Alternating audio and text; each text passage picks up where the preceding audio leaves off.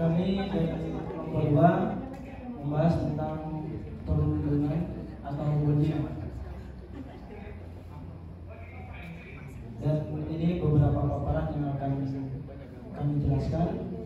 Yang pertama itu mengenai tentang contoh-contoh dari perundungan bullying perempuan ke perempuan. Lalu nanti akan dilanjutkan ke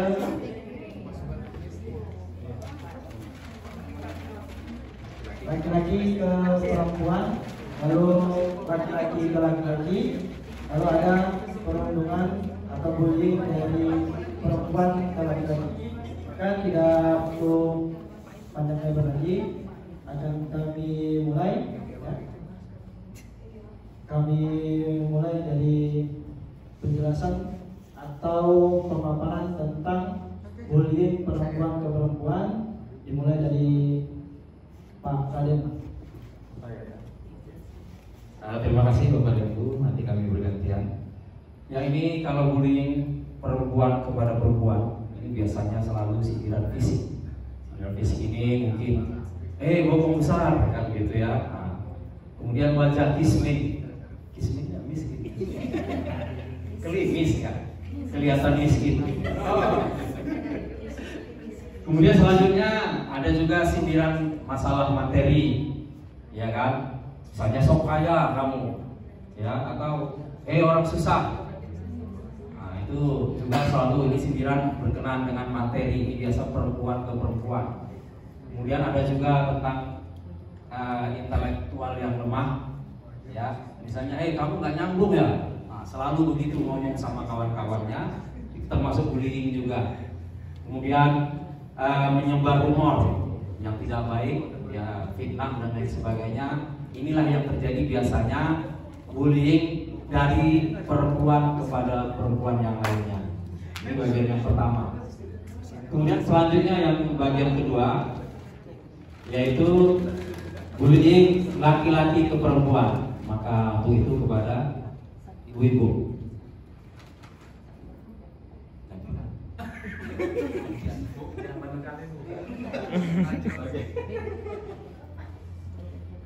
Oke, selanjutnya akan saya sendiri memaparkan bagian laki-laki ke perempuan.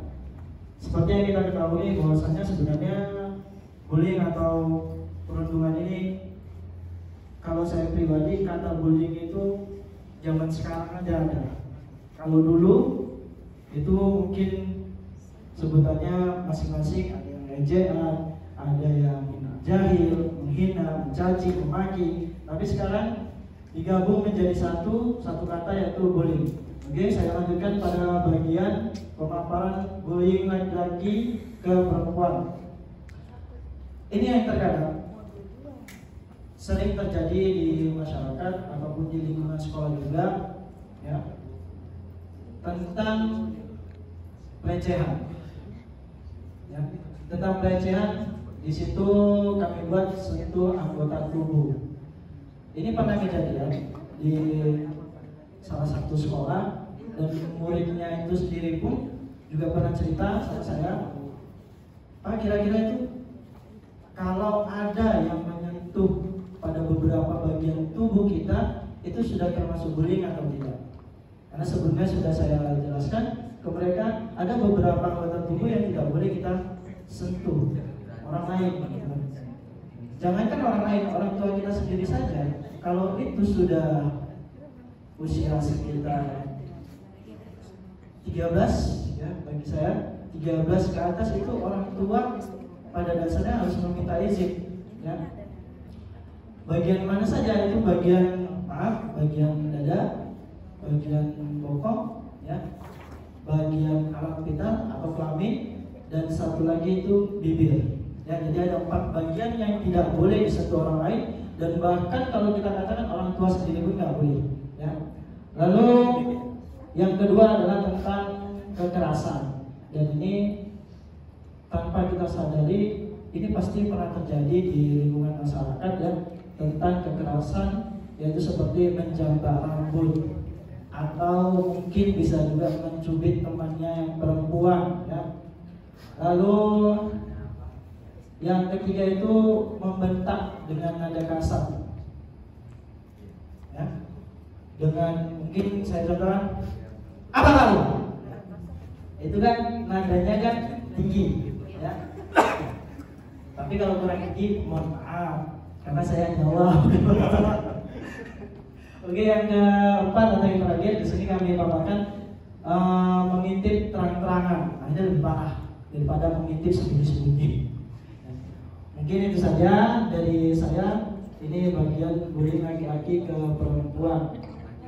Selanjutnya akan sebelum dilanjut, ini sentuh anggota tubuh ini sering saya beritahukan kepada siswa.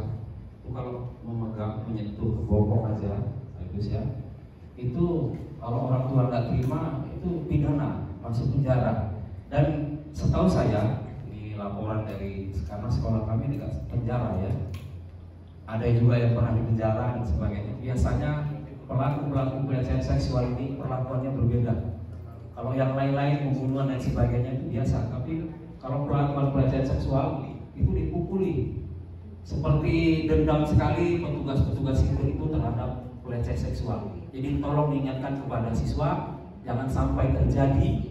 Yang orang tua tidak terima mungkin bokong saja disentuhnya, ya ini bisa terjadi masuk penjara dan di dalam lebih parah, bonyok dan lain sebagainya.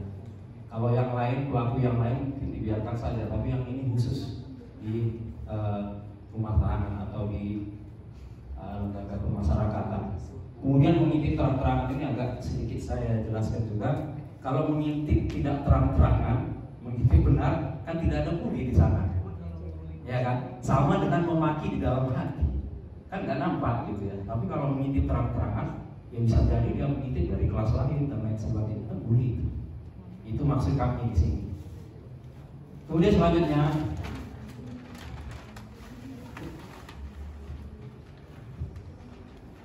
oke, terima kasih Pak. Saya akan mencoba menjelaskan tentang bullying laki-laki ke laki-laki.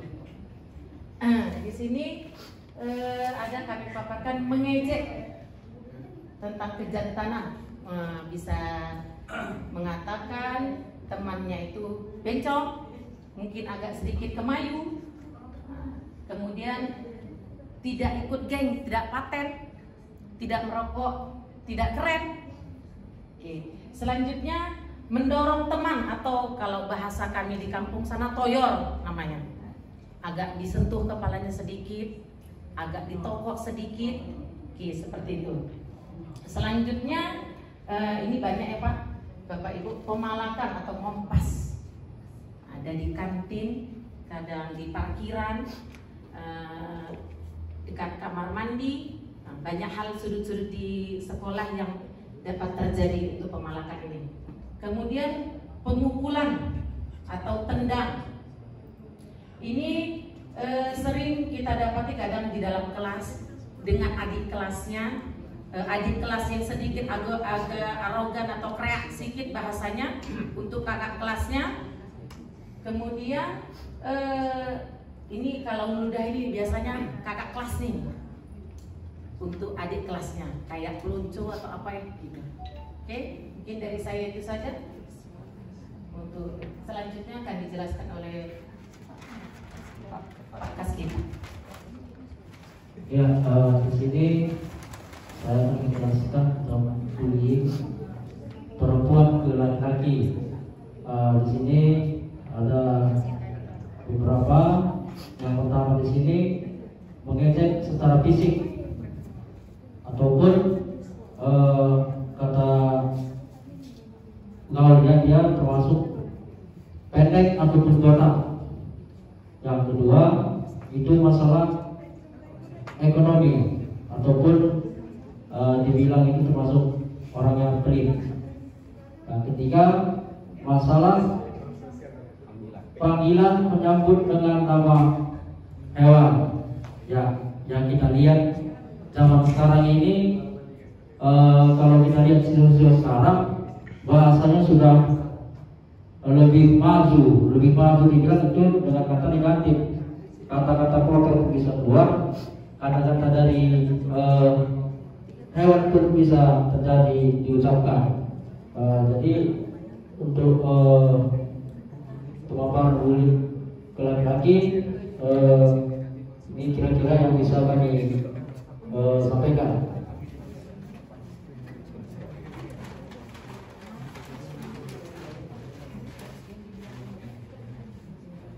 selanjutnya ini bullying yang di sekolah yang terjadi. Yang pertama itu panggilan tidak baik.